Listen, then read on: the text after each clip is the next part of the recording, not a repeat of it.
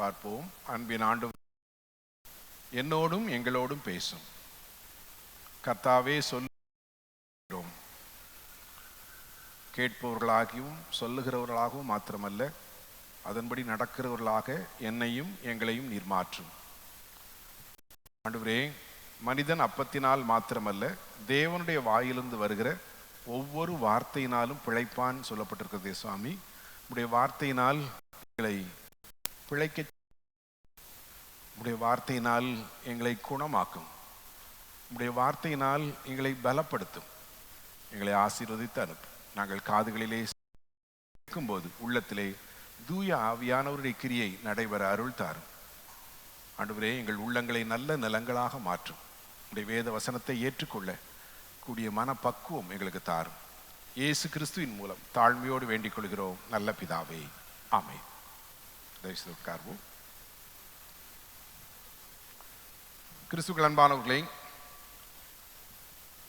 ஒரு நல்ல தலைப்பு, இக்காலத்திற்கு ஏற்ற ஒரு தலைப்பு இந்த நாளிலே நம்முடைய திருச்சபை நமக்கு தந்திருக்கிறது.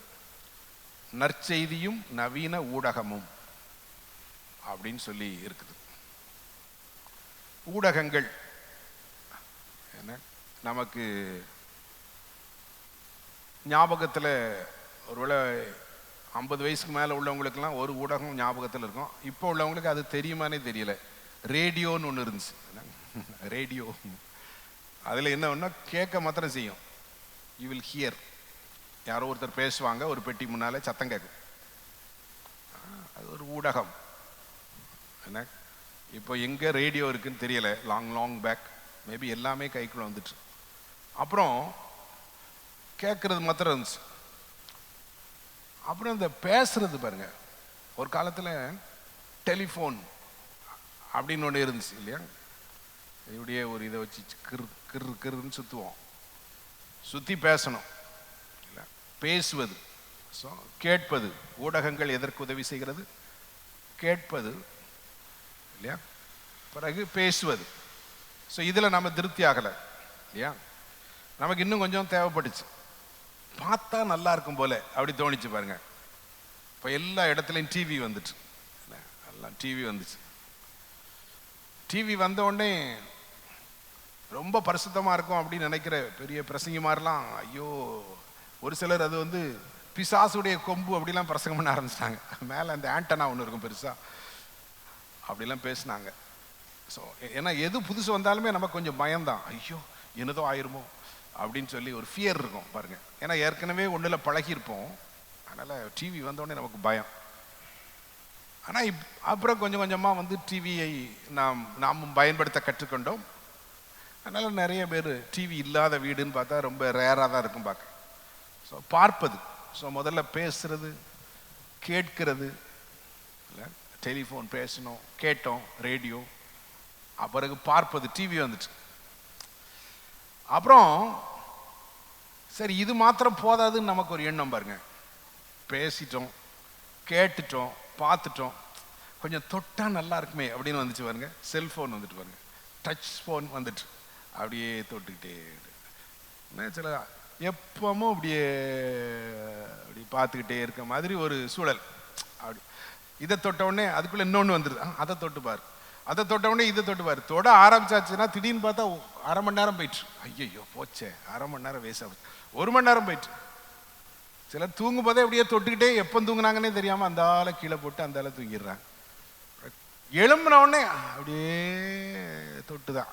ஸோ பார்க்கறது போய் கேட்கறது, பிறகு பார்க்கறது, பிறகு பேசுறது, பிறகு தொடுறது, இது எல்லாம் ஊடகங்கள் செய்கிறது இல்லையா? இயேசு கிறிஸ்து பிறக்கிறதுக்கு 600 வருஷத்துக்கு முன்னால அல்லது 550 வருஷத்துக்கு முன்னால ஒருவேளை டிவி கண்டுபிடிக்கப்படவில்லை, ரேடியோ கண்டுபிடிக்கப்படவில்லை, டெலிஃபோன் இல்லை இல்லையா, டச் ஃபோன்லாம் இல்லை. ஆனால் கேட்கறது, பார்க்கறது, பேசுறது, தொடுறது, இதெல்லாம் பற்றி வேதம் நமக்கு மிக அழகாக நமக்கு கற்றுத்தருகிறது. ஏசாயா 52 எடுத்துக்கொள்ளுங்கள். அது என்ன சொல்லுகிறது என்று சொல்லி பார்ப்போம். அது கேட்கறது பற்றி, பேசுறது பற்றி என்ன சொல்கிறது, அது கேட்பது பற்றி என்ன சொல்கிறது? அது பார்ப்பது பற்றி என்ன சொல்கிறது, அது தொடுகிறது பற்றி என்ன சொல்கிறது என்று நாம் கவனிக்க இருக்கிறோம். முதலாவதாக ஏசாயா 52:7 நம்ம எல்லாம் சேர்ந்து நாம் வாசிக்க போகிறோம் இல்லையா? உங்க வேத புத்தகத்தை திறந்து கொள்ளுங்கள். ஏசாயா 52:7 நம்ம சேர்ந்து நாம் வாசிப்போம்.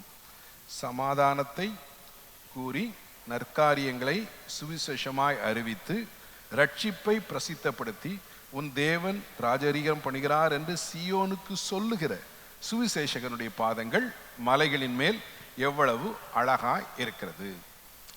இங்கே சொல்லுகிற ஒருவர் பற்றி சொல்லப்பட்டிருக்கு. அவருக்கு பேரு சுவிசேஷகன் அப்படின்னு சொல்லியிருக்கு இல்லையா? இதனுடைய இந்த காலத்துல இதனுடைய பொருள் என்னவென்று சொன்னால், இந்த ஏசாயா சொன்ன காலத்துல இதனுடைய பொருள் என்னவென்று சொன்னால், அதாவது 2 நாடுகளுக்கு இடையே போர் நடைபெறுகிறது. அந்த போர் நடைபெறும் போது ஒரு ராஜா ஜெயிச்சிடுறார். ஜெயிச்ச உடனே என்ன, இப்ப மாதிரி போன் இல்லை, செய்தி சொல்வதற்கு ரேடியோ இல்லை இல்லையா? அப்போ அவர் அங்கிருந்து ஒருத்தனை கூப்பிட்டு, நாம ஜெயிச்சிட்டோம், எதிரி நம்மகிட்ட சரண்டர் ஆயிட்டான், இனிமே நம்ம தேசத்தை யாரும் தொடுவதில்லை, நம்முடைய ராஜா தான் ராஜரீகம் பண்ணுகிறார், நம்முடைய அரசர் தான் தொடர்ந்து அரசாழ்வார் அப்படின்னு சொல்றதுக்கு ஒருத்தர் அனுப்பிவிட்டாங்க. அவருக்கு தான் பேரு சுவிசேஷகர், a runner. He will come running. அவர் வேகமா ஓடி வருவார். ஓடி வரும் மக்கள்லாம் பார்த்துக்கிட்டே இருப்பாங்க இல்லையா? அப்போ மெயினா யாரு பார்த்துக்கிட்டு இருப்பான்னா, அந்த பட்டணத்தின் அந்த தலைமை பட்டணத்திலே ஒரு பெரிய டவர் இருக்கும், வாட்ச் டவர். பார்க்கிற ஒரு ஜாமக்காரனுடைய ஒரு பெரிய டவர் இருக்கும். அதுல இருந்து ஒருத்தன் பார்ப்பான் பாருங்க, அப்ப ஓடுறான், வந்து ஓடி வர ஒருத்தன், ரன்னர் இஸ் கமிங். ஒரு சுவிசேஷகன், அவன் தான் சுவிசேஷகன். ஒரு ரன்னர் வர்றாரு, அந்த ஜாமக்காரன் அவனுக்கு தெரியும் யார அனுப்புனா என்ன செய்தி இருக்குன்னு. ஏன்னா தாவீது கூட சொல்றான், அவன் வாரான், அவன் நல்ல செய்தி கொண்டு வருகிறவன் அப்படின்னு சொல்லுவான். நீங்க பழைய ஏற்பாட்டில் பார்த்தீங்கன்னா போர் நடக்கும்போது, ஓ இவன் வாரான், ஏதோ நடந்துட்டு இல்ல. ஸோ இப்போ வந்து ஒரு ரன்னர் வாரான், வேகமா ஓடி வாரான். அந்த சின்ன சின்ன மலைகளிலே ஓடி வரும்போது அந்த டவர்ல இருந்து அந்த ஜாமக்காரன் பார்த்துட்டு அவன் என்ன சொல்றான்னா, அவன் கால் என்ன அழகா இருக்கு, எங்க ராஜா ஜெயிச்சிட்டார். அன்பான கடவுளுடைய பிள்ளைகளே, இந்த செய்தியை பரிசுத்த பவுல் ரோமர்கள் நிருபத்தில் எடுத்து எழுதுறார். நற்செய்தி அறிவிக்கனுடைய கால்கள் என்ன அழகாக இருக்கிறது என்று சொல்கிறார். ஏன்னா அவன் ஒண்ணு சொல்ல போறான் உலகத்துக்கு. என்ன சொல்றானா, உன் ராஜா வருகிறார், உன் கடவுள் ராஜரீகம் பண்ணுகிறார் அப்படின்னா, அவர் உலகத்தையும் மாம்சத்தையும் பிசாசையும் சிலுவையிலே ஜெயித்து விட்டார். இனிமே நீ தோக்க வேண்டாம். You will not be a defeated person in this world. நீ இந்த உலகத்தில் தோற்று போன ஒரு மனிதன் கிடையாது. ஏனென்றால் உலகம், மாமிசம், பிசாசு எல்லாவற்றையும் சிலுவையிலே வெற்றி சிறந்த ஒருவர். அவர் உன்னையும் அழைக்கிறார். You can also be reigned by him. அவர் உன்னையும் ஆளுகை செய்ய வல்லவராக இருக்கிறார். If you can accept, நீங்க அவரை ஏற்றுக்கொண்டால், உங்களுடைய உள்ளத்தை அவருக்கு திறந்து கொடுத்தால், he will reign you. அவர் உன்னை ஆளுகை செய்வார். இதுக்கு தான் நற்செய்தி. அன்பானவர்களே, அக்காலத்திலே சமாதானத்தை கூறி, சமாதானங்கிறது வெறும் சண்டை இல்லாத நிலை மாத்திரமல்ல. பழைய ஏற்பாட்டிலே இட்ஸ் ஷாலோம், ஒரு மகிழ்ச்சியான, ஒரு முழுமையான ஒரு காலம். சமாதானம் சொல்ல வர்றார். ஒரு நல்ல காலம் வருது. ஏனென்றால் நமக்கு விரோதமாக எதிரிகள் வந்து பல காரியங்களை செய்தார்கள். Everything is destroyed. எல்லாவற்றையும் நம்முடைய ராஜா வெற்றி பெற்று விட்டார். இன்னும் we are going to be in shalom. நாம் மகிழ்ச்சியாக இருக்க போகிறோம். அவர் அரசாடுகிறார். he is reigning. அவர் அரசாடுகிறார். அன்பான கடவுளுடைய பிள்ளைகளே, ஆகவே இந்த செய்தியை சொல்லுதல், அங்க வந்து சொல்லுகிறவன் இந்த எவாஞ்சலிஸ்ட், இந்த நற்செய்தியாளன். இந்த நற்செய்தியாளன் சொல்லுகிறான். என்ன சொல்றான்? நல்ல செய்தி சொல்றான். கடவுள் ராஜரீகம் பண்ணுகிறார் என்று சொல்கிறார். நாம் என்ன செய்தி சொல்லுகிறோம்? நாம என்ன பேசுறோம்? போன்ல எப்படி பேசுறோம்?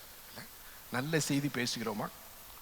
அன்பானவர்களே, பிறரை உற்சாகப்படுத்தும் செய்தியை பேசுகிறோமா? அவர்களை கட்டி எழுப்பும் செய்தியை பேசுகிறோமா? என்ன பேசுகிறோம்? நமக்கு ஆண்டவர் வாய் தந்திருக்கிறார். போன் இருந்தாலும் பேச முடிஞ்சாதான் பேச முடியும் இல்லையா? நம்முடைய சகோதர சகோதரிகளை சிலருக்கு பேச முடியாதவர்கள் இருக்கிறார்கள், அவர்களுக்கு கேட்கவும் முடியாது இல்லையா? ஆண்டவர் நமக்கு பேசக்கூடிய கிருபை தந்திருக்கிறார். ஊடகங்களை பயன்படுத்துவதற்கு பேச தெரிய வேண்டும், அப்பதான் பேச முடியும் இல்லையா? அப்போ இந்த பேசுகிற இந்த ஆண்டவர் தந்திருக்கிற இந்த பிளெஸிங், இந்த ஆசீர்வாதத்தை எப்படி நாம் பயன்படுத்துகிறோம்? அன்பார கடவுளுடைய பிள்ளைகளே, நீதிமொழிகள் 10:19 இப்படி சொல்கிறது, சொற்களின் மிகுதியில் பாவம் இல்லாமல் போகாது. நீதிமொழிகள் 10:19, சொற்களின் மிகுதியில் பாவம் இல்லாமல் போகாது. சிலருக்கு வந்துகிட்டே இருக்கு பாருங்க. நான் கூட அடிக்கடி என்ன வந்துகிட்டே இருக்கு. There are times we need to stop. நம்ம என்ன பேசுறோம்? ஊடகங்களிலே நேரடியாக ரெண்டையும் நம்ம யோசிக்கணும் பாருங்க. சொற்களின் மிகுதியில் பாவம் இல்லாமல் போகாது. ஒரு முறை இப்படி ஒரு கோட் ஒன்றை வாசித்தேன். 5 மாதங்கள் அல்லது 5 வருடத்திலே தெளிவாக பேச தெரியும் ஒரு மனிதனுக்கு 50 வருடமான பிறகு பேசாமல் இருக்க தெரியவில்லை அப்படின்னு. நம்ம சீக்கிரமா ஒரு பிள்ளை 10 மாசம் அல்லது 12 மாசத்துல பேச படிச்சிருது. ஆனா வயசு ஆக ஆக நமக்கு பேசாம இருக்க தெரியலையா அப்படியும் போட்டிருந்தேன். ஐ திங்க் பேசாமல் இருக்கவும் பழக வேண்டும். பேச பழகிற நாம் போன்ல என்ன பேசுறோம் அன்பானவர்களே? அவசியமானதா? நான் அடிக்கடி என்னை இப்படி கேட்கிறேன், நான் பேசுவது அவசியமானதா? இந்த நபருக்கு இந்த செய்தி தேவையா? அவசியமானதா? அவிசுவாசமானதா? இது விளங்காது, இது ஒப்பேறாது, இது நடக்காது. Is it that? இல்ல ஆண்டவர் நம்ம கூட இருக்காரு. We can do that. அன்பானவர்களே, சோர்ந்து போகாதங்க, தைரியமா இருங்க. உலகத்தின் முடிவு பரியந்தம் நம்மோடு இருக்கிற ஒரு ஆண்டவர் இருக்கிறார். Don't worry. ஆண்டவர் இருக்கிறார். எப்படி இதை செய்வார்? ரொம்ப நெகட்டிவ் வேர்ட்ஸ் சில நேரம் we speak always the negative words. அது எங்க நடக்க போகுது, இதெல்லாம் ஒன்றும் இல்லை, அப்படி இல்லை. அவசியமானதை நான் பேசுகிறேனா? அவிசுவாசமானதை பேசுகிறேனா? அகந்தையானது, பெருமை இல்லை. நான் யாரு தெரியுமா? நான் நினைச்சா அப்படி பண்ணிடுவேன், இப்படி பண்ணிடுவேன், நான் என்னெல்லாம் பண்ணியிருக்கேன் தெரியுமா? அப்படி ஒருத்தர் பேச ஆரம்பிச்சிட்டாலே பயம் வந்துடணும் பாருங்க. அவ்வளோதான், சோழி முடிய போறான் இவன்னு அர்த்தம். அன்பானவர்களே, என்று ஒரு மனிதன் தன்னை உயர்த்துகிறானோ அன்று அவன் தாழ்த்தப்படுகிறான். பைபிள் அப்படிதான் சொல்லுது இல்லையா? நாம கூட பயப்படணும் பாருங்க. ஆகவே நாம் எப்பொழுதும் பேசும்போது கேட்க வேண்டும் இல்லை? நேர பேசலாம், செல்போன்ல கூட பேசலாம். அப்போ என்ன சொல்லணும்? இது அவசியமானதா? இது அவிசுவாசமானதா? இது அகந்தையானதா? பிறகு சிலர் எப்பவுமே காசிப்பிங், ஸ்லாண்டரிங், எப்பவும் இங்கிருந்து ஒருத்தன் பேசுறான், அங்கிருந்து ஒருத்தர் கேட்கிறான். இவங்க 2 பேரை பற்றி பேசுறதே இல்லை. ஊர்ல அவன் எப்படி, இவன் இப்படி, இது அதுன்னு பேசுறது. அன்பானவர்களே, ஆகவே இது அடுத்தவர்களை பற்றியதா? அடுத்தவர்களை பற்றி நல்ல காரியம் சொன்னா என்ன நல்லா இருக்கும்? அவங்க இப்படி பண்ணாங்களாம், என்ன நல்லா இருக்கு, சூப்பரா இருக்கு, இப்படி எல்லாரும் செய்தாச்சுன்னா எப்படி இருக்கும் அப்படின்னு சொன்னா நல்லா இருக்கும் இல்லையா? அன்பானவர்களே, ஆகவே எப்பொழுதும் நானும் கேட்கிறேன், அடுத்தவர்களை பற்றி நான் என்ன பேசுகிறேன்? ஏசப்பா என்ன சொன்னார் இல்லையா? உன் கண்ணிலே உத்தரம் இருக்கையில் இன்னொரு ஒன்றை கண்ணிலே இருக்க திரும்பை பார்ப்பதென்ன? மற்றவனை குற்றம் சாட்ட நீ யார்? யார் கர்த்தருடைய பர்வதத்தில் ஏறுவான்? யாருடைய பரிசுத்த ஸ்தலத்தில் வாசம் பண்ணுவான்? உத்தமனாய் நடந்து நீதியை நடப்பித்து மனதார சத்தியத்தை பேசுகிறவன் தானே. அவன் தன் நாவினால் புறம் கூறாமலும் தன் தோழனுக்கு தீங்கு செய்யாமலும் தன் அயலான் மேல் சொல்லப்படும் நிந்தையான பேச்சை எடுக்காமலும் இருக்கிறான். தெரியுமா அந்த வீட்டில் என்ன நடந்து தெரியுமா? அவங்க மகா எப்படி இருக்கா தெரியுமா? எதுக்கு இது? let us pray for them. அவங்களுக்கு கரெக்ட் பண்ண முடிஞ்சா we will try to see a chance to correct them. let us pray for them. அந்த பையன் எப்படி தெரியுமா அப்படிலாம். அன்பானவர்களே, how do we use our speaking skill, blessing? நமக்கு ஆண்டவர் கொடுத்திருக்கிற பேசுகிற திறன், பேசுகிற ஊடகம் எப்படி நாம் பயன்படுத்துகிறோம்? ஆகவே இரண்டாவதாக இந்த பகுதியை நீங்கள் பாருங்கள். அங்கே என்ன சொல்லப்பட்டிருக்கிறது என்று பார்ப்போம். 52வது அதிகாரம் 8வது வசனத்திலே பாருங்கள். எல்லாரும் சேர்ந்து வாசிப்போம். 859வது பக்கத்தை எடுத்து வச்சுக்கிடுங்க. பழைய ஏற்பாட்டில் சேர்ந்து வாசிப்போம். உன் ஜாமக்காரருடைய சத்தம் கேட்கப்படும், அவர்கள் சத்தமிட்டு ஏகமாய் கம்பீரிப்பார்கள். ஏனென்றால் கர்த்தர் சீயோனை திரும்ப வரப்பண்ணும் போது அதை கண்ணார காண்பார்கள். இப்போ கேட்பது, அந்த ரன்னர் ஓடி வரான் பார்த்தீங்களா? அப்போ ஒருத்தன் அவன் என்ன சொல்றான்னு கேட்கிறானா? அவன் என்ன சொல்றான்? தேவன் ராஜரீகம் பண்ணுகிறார். 7வது வசனம் சொல்லி, உன் தேவன் ராஜரீகம் பண்ணுகிறார். கேட்பது. அன்பானவர்களே, நாம் கேட்கிறோம், பிறர் பேசுவதை நாம் கேட்கிறோம், டிவியில் நம்ம கேட்கிறோம் இல்லையா? அன்பானவர்களே, செல்போனில் நம்ம கேட்கிறோம். எதை கேட்கிறோம்? ரொம்ப முக்கியமான ஒன்று. நம்ம எதை கேட்கிறோம் இல்லையா? நாம் கேட்பதிலே நாம் தீவிரமாக இருக்கலாம். ஒருத்தர் பேசுறாங்கன்னா மேக்சிமம் கேட்கிறது ரொம்ப சிறப்பானது தான். ஆனால் தான் யாக்கோபு 1ஆம் அதிகாரம் 29வது வசனம் ரொம்ப அருமையான ஒரு வசனம் இல்லையா? ஒருத்தர் என்கிட்ட இப்படி சொன்னார். அவங்க பிறந்த நாளுக்கு ஜெபம் பண்ண போயிருக்கும்போது, ஐயா எனக்கு ஒரே ஒரு பிரச்சனை, பிச்சுட்டு வந்துருத வார்த்தை, என்ன செய்கிறது, பயங்கர கோபமும் வந்துடுது, என்ன செய்கிறது? அப்போ நான் அவர்கிட்ட சொன்னேன், நான் உங்களுக்கு ஒரு மெடிசின் தரேன், ஒரு மெடிசின், ஒரு மாத்திரை. அந்த மாத்திரை பயன்படுத்தியாச்சுன்னா அப்புறம் கொஞ்சம் ஈஸியாயிரும். யாக்கோபு 1:19 313வது பக்கம், லேசா ஞாபகத்தில் வச்சுக்கலாம். 3:1-3 இல்லையா? அதனால அங்கே யாக்கோபு எழுதுகிறார், கேட்கிறதற்கு தீவிரமாகவும் பேசுகிறதற்கு பொறுமையாகவும் கோபிக்கிறதற்கு தாமதமாகவும் இருங்கள். நீங்க பிறந்த நாள் தானே, டெய்லி சொல்லுங்க இதை ஒரு தடவை அப்படின்னு சொன்னேன். நான் அந்த சேகரத்தை விட்டு வந்து விட்டேன். நான் சொன்னதை நான் மறந்துட்டேன். ஆனால் ரொம்ப நாள் கழிச்சு, ஒரு 3-4 வருஷம் கழிச்சு, 5 வருஷம் கழிச்சு, அவர் அந்த கொஞ்சம் யங் மேன் தான், அப்போ அவருக்கு ஒரு 28-30 வயசு இருக்கும். ஐயா டக்குன்னு எதுக்கு எடுத்தாலும் சண்டைக்கு போயிடுறாங்க அப்படின்னு சொன்னாங்க அவங்க வீட்டில். அப்புறம் ரொம்ப நாள் கழிச்சு அவருக்கு திருமணம் ஒழுங்காயிருந்துச்சு பாருங்க. அவர் கார்டு கொண்டுட்டு வந்தார். ஐயா இந்த நீங்க ஒரு டேப்லெட்டுன்னு சொல்லி ஒரு வசனம் சொன்னீங்க பாருங்க, டெய்லி சொல்றீங்க, பரவாயில்ல கொஞ்சம் திருந்திருக்கேன், ரொம்ப நன்றின்னு சொன்னார். நான் மறந்துட்டேன். இது நல்ல டேப்லெட் ஆகும். Tested and proved. கேட்கிறதற்கு தீவிரமாகும், பேசுகிறதற்கு பொறுமையாகும், கோபிக்கிறதற்கு தாமதமாகவும் இருங்கள்.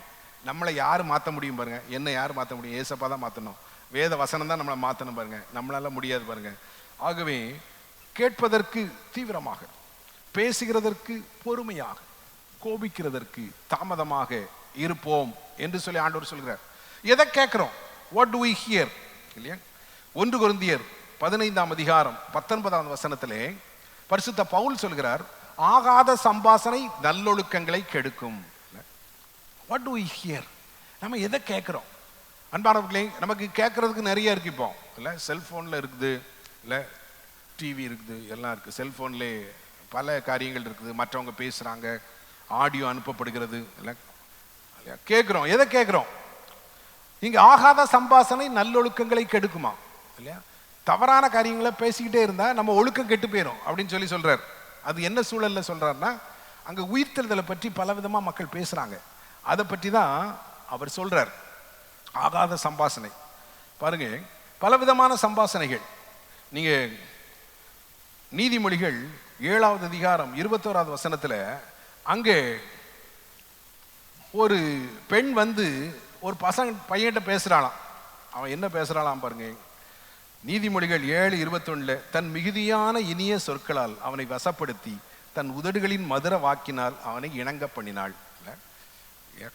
அவன் என்ன பேசினான்னு தெரியல, அதில் அந்த காலத்தில் இதில் குறித்து வைக்கல பாருங்க.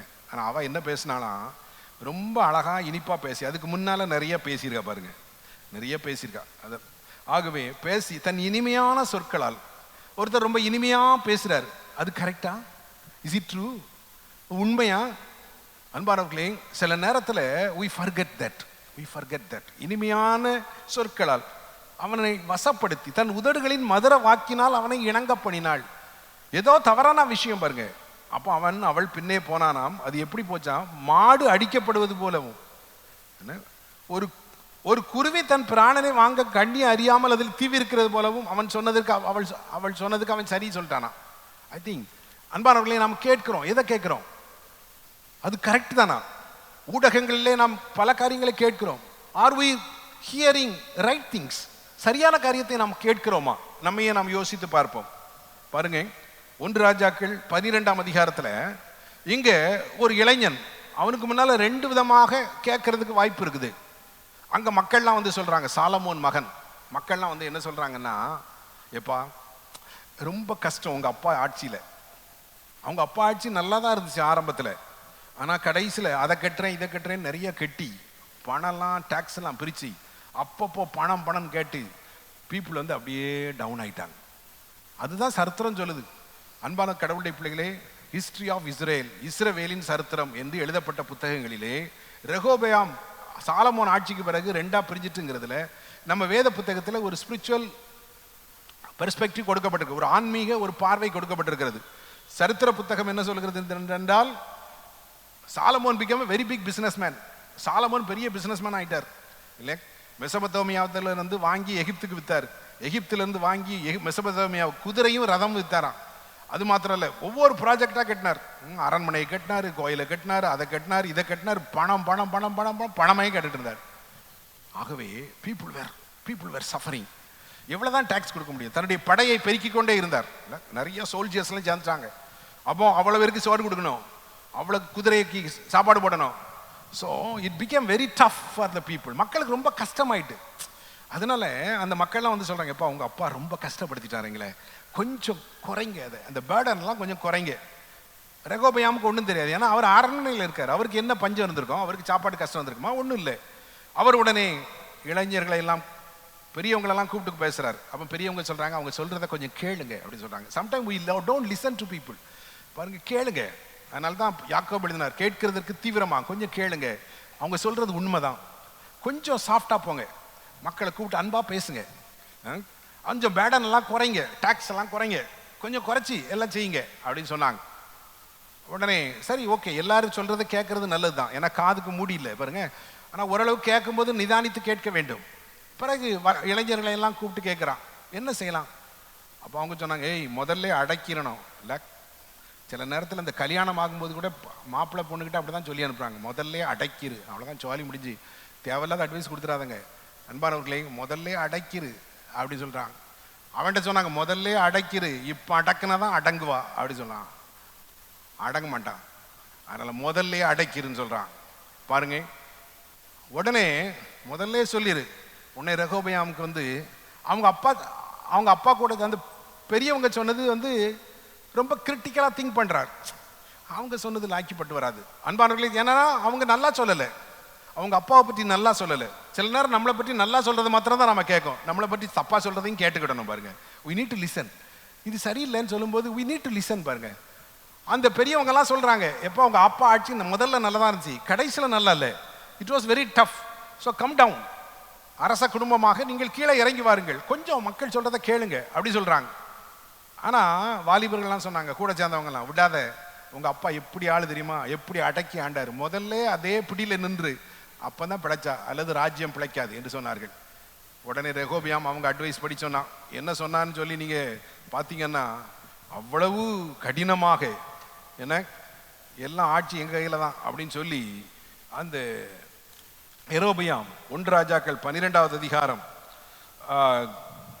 அவன் என்ன சொல்கிறான் பாருங்கள். 11வது வசனத்துல, இப்பொழுதும் என் தகப்பன் பாரமான நுகத்தை உங்கள் மேல் வைத்தார், நான் உங்கள் நுகத்தை அதிக பாரமாக்குவேன். எங்க அப்பா ஸ்ட்ரிக்ட்னு நினைச்சா நான் அதோட ஸ்ட்ரிக்டா இருப்பேன். என் தகப்பன் உங்களை சவுக்கினால் கண்டித்தார், நான் உங்களை தேள்களினால் தண்டிப்பேன் என்று சொன்னார். எங்க அப்பா என் சுண்டு வரையில் எங்க அப்பா இடுப்பு மாதிரி அப்படி சொல்றான். நீங்க வாசி பார்த்தீங்கன்னா தெரியும். அதனால ஜாக்கிரதை, முதல்ல ஊங்க கூடாது, சத்தம் கட்டாம வாயை பொத்திட்டு இருக்கணும். நாங்க 10 கோத்திரம் திரும்பி போயிட்டு 10 கோத்திரம் திரும்பி போயிட்டு ஸ்ட்ரிக்ட் அவசியம் தான். But every thing is for the people. முதல்ல கடவுளுடைய நாம மகிமை, 2வது மக்களுடைய நலன். இதுதான் ஒரு தலைவனுக்கு தேவையான ஒன்று. அன்பானவர்களே, இங்க ரெகோபெயாம் கேட்டான் பாருங்க, 2யும் கேட்டான். கேட்டது நல்லதுதான், இளைஞர்கள்ட்டையும் கேட்டான், வயசானவங்கள்ட்டையும் கேட்டான். ஆனா கேட்டது கொஞ்சம் குறைச்சொன்ன மாதிரி கேட்டவங்களை அவன் புரிஞ்சுக்கிடல பாருங்க. அவன் தன்னுடைய வயதிற்கு ஏற்ற ஒரு டிசிஷன் எடுக்கிறான் பாருங்க. எங்க அப்பாவோட I will be very tough, நீங்க வந்து என்கிட்ட ஒன்றும் பேச முடியாதுங்கிறான். நம்ம எப்படி கேட்கிறோம் அன்பானவர்களே? சில வேளைகளில் குறைகள் நம்மிடத்துல சொல்லப்படும் போது நம்மால் கேட்க முடிகிறதா? உடனே கோபம் பொத்துட்டு வந்துடுதான். என் பிள்ளை அப்படி செய்ய மாட்டான், என் பையன் அப்படி செய்ய மாட்டான், நான் அப்படி பண்ண மாட்டேன் அப்படி சொல்லும்போது அன்பானவர்களை, சில வேளைகளிலே கடவுளா நமக்கு அனுப்பின செய்தியா இருக்கலாம் சில விஷயங்கள். சில நேரத்தில் we lose that.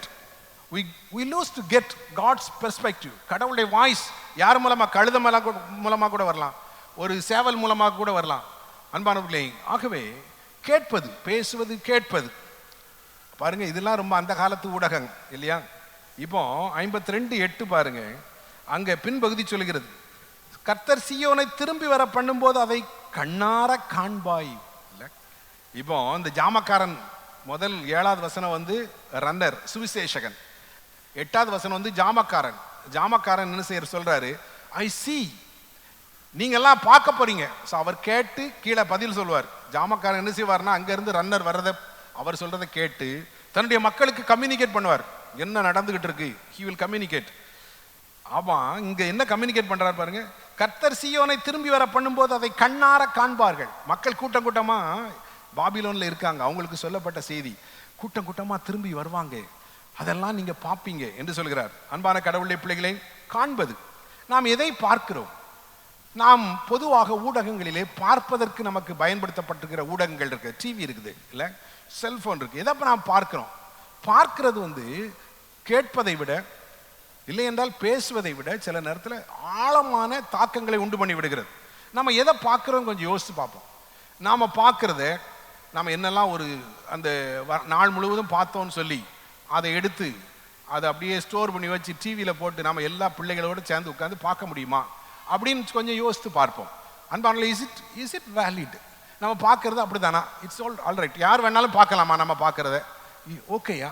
தெரியலை நமக்கு. அன்பானவர்களே, ஆண்டவர் நம்மோடு பேசுகிறார். ஆகவே நாம் பார்ப்பது ஆண்டவருக்கு பிரியமானதாக இருக்க வேண்டும் என்று சொல்லி வேதம் நமக்கு சொல்கிறது. நம்ம பார்க்கிறது தான் நம்ம ஆழமான தாக்கத்தை உண்டு பண்ணும் நம்மளை. ரொம்ப அது அப்படியே மனசுல பதிஞ்சிடும். பாருங்க, நம்ம ஒரு ஊருக்கு போறோம், ஒரு 2 வாரம் கழிச்சு அதே இடத்துக்கு போறோம். நம்ம ஒரு அட்ரஸ்லாம் நோட் பண்ணட்டா கூட நமக்கு தெரியும், ஓஹோ இந்த இடத்துல இந்த கடை இருந்துச்சு, இப்படி போனால் இந்த வழி வரும். பிகாஸ் நம்ம மைண்டில் அது தங்கி இருக்கும். பாருங்க, ஒரு குறிப்பிட்ட காலங்கள் அது அப்படியே தங்கி இருக்கும். இப்போ தான் வந்து ஃபாஸ்ட்டாக டெவலப் ஆகுது. திடீர்னு பார்த்தா ஒரு அப்பார்ட்மெண்ட் வந்துடுது, அந்த ஊர் எப்படி இருக்குன்னு தெரியல. ஆனால் ரொம்ப மாற்றங்கள் நடைபெறும் காலங்களுக்கு முன்னே, ரொம்ப முன்னால் நமக்கு இதெல்லாம் கிடையாது. என்ன யார் லொக்கேஷன் போட்டா? ஆனால் ஒரு 2 வருஷத்துக்கு முன்னால் பெங்களூர் போயிருப்போம் பாருங்க. நமக்கு அடுத்த ஒரு 2 வருஷம் கழிச்சு போகும்போது இந்த அளவுக்கு மாற்றங்கள் வரவில்லை, லொக்கேஷனும் யாரும் போடலை.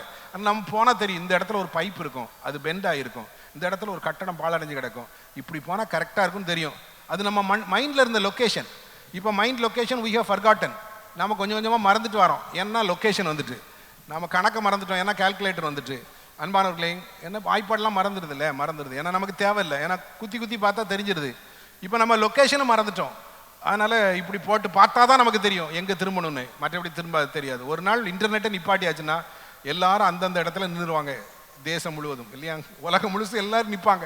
புதுசாக லொக்கேஷன் போட்டு போனவங்களாம் அப்படியே நிற்பாங்க. சார் கரண்ட் இல்லை சார், அதனால் பார்க்க முடியாதுன்னா ரொம்ப வேடிக்கையாக இருக்கும் பாருங்கள், உலகமே நின்று போயிடும் அன்னைக்கு. அப்படி இல்லை, ஆண்டவர் நம்ம மண்டைக்குள்ளே ஒரு லொக்கேஷன் போட்டிருந்தார் இல்லையா. நம்ம டெய்லி வீட்டுக்கு லொக்கேஷன் போட்டால் வரோம் இல்லை, நம்ம மனசில் ஆண்டவர் ஒரு லொக்கேஷன் வச்சிருக்கிறார். So we are able to follow. ஏன்னா நம்ம பார்க்கறது நம்ம மண்டைக்குள்ளே இருக்குது பாருங்க, நம்ம பிரெயினில் ஸ்டோர் ஆகுது. நம்ம என்ன பார்க்குறோம்? நம்ம பார்க்கறது நம்ம மனசில் தங்கி இருக்கும், அதான் பேச்சா வெளிப்படும், அதான் செயலாக வெளிப்படும். அதனால தான் ஏசப்பா அன்னைக்கு என்ன சொன்னார் தெரியுமா? மத்தேயு 5:28 ஒரு ஸ்திரியை இச்சையோடு பார்க்கிறவன் அவளோடு விபச்சாரம் செய்தாயிட்டுன்னு சொன்னார். ஏன் தெரியுமா? when you see wrongly with wrong motive, wrong intention, it stays in your mind. அது உங்க மனசுல இருக்குது. அந்த மனசுல தங்க விட்டுட்டாச்சுன்னா that will go to the next step. அது அடுத்த ஸ்டெப்புக்கு போயிடும் இல்லையா. அதனால தான் ஏசப்பா என்ன சொன்னார் தெரியுமா? என்ன கண்ணை மூடிட்டா ரோட்ல நடந்து போக முடியும், அப்படி இட்ஸ் நாட் பாசிபிள். ஏசப்பா என்ன சொன்னார்னா, அதை தங்க விடாத, ஜஸ்ட் அதை பிளாக் பண்ணிடு, லைக் பிளாக் இட். உனக்கு வந்து தவறான ஒரு சிந்தனை வருதா அப்படின்னா பிளாக் இட், அதை பிளாக் பண்ணிடு என்று சொன்னார். அன்பான ஆண்டவருடைய பிள்ளைகளே, யோபு 31 அதிகாரம் பாருங்க, அது ரொம்ப அருமையான ஒரு முக்கியமான ஒரு அதிகாரம். யோபு வந்து அவர் என்ன சொல்றாரு பாருங்க, இவ்வாறு சொல்கிறார். 9வது வசனம் 10வது வசனம்லாம் நீங்க வாசித்து பாருங்க. என் மனம் யாதொரு ஸ்திரீயின் மேல் மயங்கி அயலானுடைய மனைவியை நான் எட்டி பார்த்தது உண்டானால், பின்னால் உள்ளதெல்லாம் வாசித்து பாருங்க. பாருங்க யோபு 31 அதிகாரம், சஸ்பென்ஸில் விட்டுறேன். யோபு 31 வீட்டில் போய் வாசித்து பாருங்க. யோபு தனக்கு தான் எப்படி சரியா இருந்தேன்னு சொல்லி கடவுள்கிட்ட சொல்லி காட்டுறாரு. எனக்கு ஏன்டா இப்படிலாம் வந்துச்சு, ஏன் கடவுளை இப்படிலாம் அனுமதிக்கிறார், நான் இப்படிலாம் இருந்தேன், இப்படிலாம் வரட்டி எனக்கு அப்படின்னு சொல்லி தன்னையே சபிக்கிற மாதிரி ஒரு அதிகாரம் அது. அதை வந்து Sermon on the Mount in the Old Testament அப்படின்னு சொல்றாங்க. பழைய ஏற்பாட்டிலே உள்ள மலை பிரசங்கம் என்று சொல்லி பலர் சொல்கிறார்கள். அதை வீட்டில் போய் வாசித்து பாருங்க. அன்பானவர்களே, நாம் பார்ப்பது எது? தவறான அசுத்தமான காட்சிகளை நாம் பார்க்கிறோமா? அது நம்ம மனசுல தங்கி இருக்கும். It may become your dream. நீங்க தவறான ட்ரீம் நீங்க பாக்குறீங்களா? நீங்க எதை பாக்குறீங்கன்னு யோசித்து பாருங்க. டு யூ ஹேவ் வெரி ரொம்ப அசிங்கமான அருவருப்பான ட்ரீம் உங்களுக்கு வருதா? Then you check your self. ஆண்டவர் உங்களோடு பேசுகிறார். வாட் யூ see, நீங்கள் எதை பார்க்கிறீர்கள்? அன்பான கடவுளுடைய பிள்ளைகளை, it stay in your mind. அது மாத்திரம் இல்லை, நம்ம பார்க்கறது உண்மைதானா? முன்னால் ஒரு காலத்தில் பார்க்கறதெல்லாம் உண்மை, இப்போ ஏஐ வந்துட்டு இல்லையா, ஆர்டிஃபிஷியல் இன்டெலிஜென்ஸ். உண்மையே இல்லாத ஒன்றை உண்மை மாதிரி காட்ட முடியும் உங்களுக்கு. இல்லை, ஒருத்தருடைய தலையை எடுத்து இன்னொரு இதில் போட்டுறாங்க, நீங்கள் பார்க்குறீங்களா டெய்லி, அது உண்மை கிடையாது. அவர் அப்படி இப்படி தலையாட்டுறாரு. It is not he, it is somebody else. வேற யாரோ பண்ணதை தலையை மேலே போட்டு உங்களுக்கு காட்டுறாங்க. நீ பார்க்குறதெல்லாம் உண்மையா இல்லையா? முன்னால் நமக்கு பார்த்தாலாவது உண்மையாக இருக்கும், இப்போ பார்க்கறது உண்மை கிடையாது. நம்ம பார்க்கறது உண்மைன்னு நினைச்சோம், it may not be true. இல்லை, யாரோ 2 பேர் பேசுகிறாங்க, நமக்கு ரொம்ப நம்ம பார்வையே மோசமாக இருக்கு, ஏதோ தப்புன்னு நினைக்கிறோம், it may not be true. அது சரியா இருக்காது ஒருவேளை. அன்பானவர்களே, நாம் மனிதனுடைய இதயத்தை அறிந்தவர் ஆண்டவர் மாத்திரம்தான். நியாயம் தீர்க்க நமக்கு கடவுள் உரிமை கொடுக்கல. இவன் மோசம், இவன் நல்லவன் அப்படிலாம் சொல்ல ஆண்டவர் நமக்கு கொடுக்கல. நம்மளை ஆண்டவருக்கு முன்னால் பார்த்துக்கிட்டா சரிதான். நம்ம சரியா இருக்கிறதுக்கு முயற்சி பண்ணுவோம். அன்பான கடவுளுடைய பிள்ளைகளை, நாம் பார்ப்பது என்ன? பார்ப்பது கூட பாருங்க, ஒரு நிறைய ஃபேக் ஐடிஸ் இல்லையா? இப்போ ஒரு பெரிய பிரச்சனை என்னது? ஃபேக் ஐடி இல்லை, வாட்ஸ்அப் இருக்குது, இதெல்லாம் இருக்குது. என்ன யார் செய்தி அனுப்புறானே தெரியாது, அவன் என்னதையோ ஒரு பேரில் அனுப்புறான். ஃபேக் நேம்ஸ், ஃபேக் ஐடிஸ், யாருன்னே கண்டுபிடிக்க முடியாது இல்லையா? Artificial intelligence, fake IDs.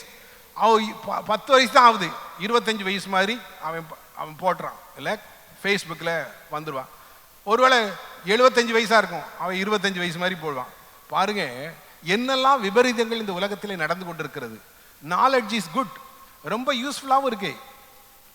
அது வந்து டெஸ்ட்ராயும் பண்ணுது. கத்தி மாதிரி வீட்டில் காய்கறி வெட்டுறதுக்கும் பயன்படுத்தலாம், பிறரை தாக்குவதற்கும் பயன்படுத்தலாம். ஊடகம் தவறு கிடையாது. ஆனால் ஊடகத்தை பயன்படுத்துகிற நாம் எதை பார்க்கிறோம்? கடைசியா அன்பானவர்களே, இந்த ஏசாயா 52 பாருங்க, 11வது வசனம் இப்படி சொல்கிறது, புறப்படுங்கள் புறப்படுங்கள், அவ்விடத்தை விட்டு போங்கள், அசுத்தமானதை தொடாதிருங்கள். டச்சிங் இல்லை. முதல்ல நாம கேட்பது பேசுவது பற்றி பேசினோம். கேட்பது, பார்ப்பது, தொடுவது இல்லை. இப்போ நம்ம ரொம்ப முக்கியமான கட்டத்துக்கு வந்துடுறோம். நமக்கு தொடணும் இல்லை. இதை தொட்டு பாரு, இது யூடியூப், இந்த சேனலை தொடு, அதை தொடு, இதை தொடு, இது என்ன நடந்துச்சு, அது என்ன நடந்துச்சு, எல்லாம். அன்பானவர்களே, இது எல்லாத்துக்கும் நேரம் இருக்கு, ஆனால் பைபிள் வாசிக்க நேரமே கிடையாது. அன்பானே, என்ன ஜெபம் பண்ணுறதுக்கு நேரம் இல்லை, கோயிலுக்கு வர்றது கூட நேரம் இல்லை சிலருக்கு, ஆனால் தொடுறதுக்கு நேரம் இருக்கு, தொட்டுக்கிட்டே இருக்காங்க. நீங்கள் தொடுற நேரத்தையும், செல்ஃபோனை தொடுற நேரத்தையும், ஜெபம் பண்ணுற நேரத்தையும், பைபிள் வாசிக்கிற நேரத்தையும் கம்பேர் பண்ணி பாருங்க. பைபிள் வாசித்து ஜெபம் பண்ணுற நேரத்தோட தொடுற நேரம் அதிகமாயிட்டுன்னா செக் யுவர் செல்ஃப், உங்களை செக் பண்ணி பாருங்க. நாம் செக் பண்ணி பார்ப்போம் இல்லை. நாம் வந்து ஜெபம் பண்ணி வேதத்தை வாசித்து ஆலயத்துக்கு கடவுளிடத்தில் வருகிறது, கடவுளுடைய காரியங்களுக்காக செலவிடுவது, வீட்டில் கொஞ்சம் உதவி செய்கிறது, நன்மை செய்கிற காரியங்கள், பிறருக்கு உதவி செய்கிறது, அந்த டைம் எல்லாம் ஒரு பக்கத்தில் வச்சுக்கிட்டு தொடுற டைம் இருக்கு இல்லையா, இந்த தொடுற டைமை யோசித்து பாருங்க, எது குறையா இருக்கு அப்படின்னு பாருங்க. ஒருவேளை தொடுற டைம் அதிகமாக இருந்தால் check yourself, let us check ourselves, அது கரெக்ட் தானா அப்படின்னு சொல்லி நாம் யோசித்து பார்ப்போம். அன்பான ஆண்டவருடைய பிள்ளைகளை, ஆகவே தான் இது தொடுதல் உறவுகளை குறிக்கிறது. அன்பானவர்களே, இட் ஸ்ட்ரென்தன் யுவர் ரிலேஷன்ஷிப் இல்லையா?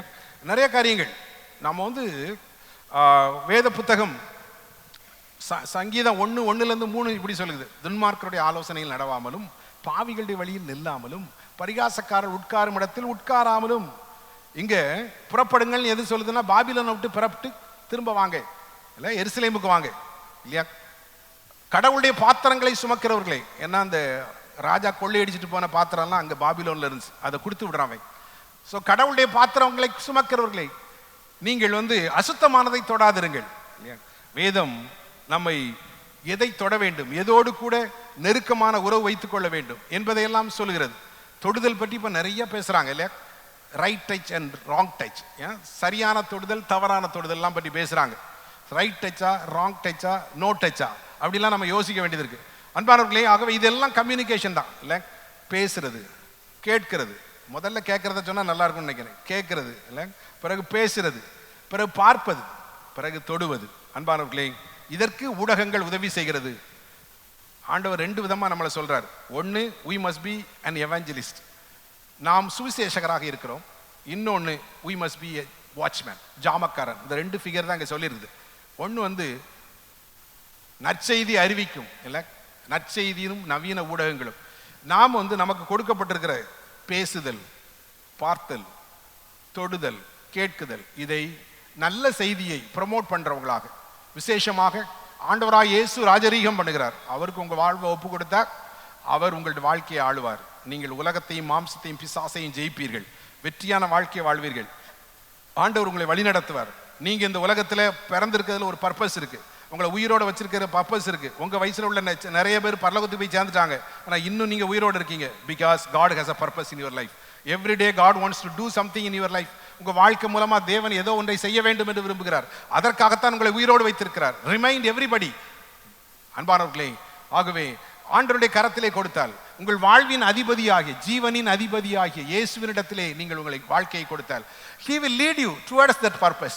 அந்த நோக்கத்திற்கு நேர உங்களை வழி நடத்துவார். your life won't be wasted. உங்கள் வாழ்க்கை வேஸ்ட் ஆகாது. அது மிகுந்த பயனுள்ளதாக இருக்கும். அநேகருக்கு பயனுள்ளதாக இருக்கும். அன்பை பெருக்குவதற்கு, கடவுளுடைய அந்த ஆளுகையை பெருக்குவதற்கு உங்களுடைய வாழ்க்கை பயனுள்ளதாக இருக்கும். அடுத்தாப்புல we should be like evangelist, declaring, announcing the good news to all the people. எல்லா மக்களுக்கும். we should be also like a watchman. நம்ம வாட்ச்மேனா இருக்கணும். வாட்ச்மேன் என்ன செய்யறாரு? he sees, நாம கேட்கிறது சரியா, இப்படி சொல்றாங்க, whether it is right,